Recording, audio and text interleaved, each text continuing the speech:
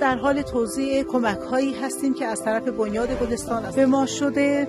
ما هم دنبال افرادی هستیم که واقعا نیازمند به این وسایل گرمایشی، مخصوصا همین پتوهایی که الان خدمتتون می‌بینیم هستیم. سعی می‌کنیم به دست کسایی برسونیم که واقعا نیازمند این وسایل امکانات مورد نیاز هستند. ما نیاز به بخاری ایمن و چادر با کیفیت هم داریم، چون این شب‌ها خیلی از خانواده‌ها بیرون می‌خوابند.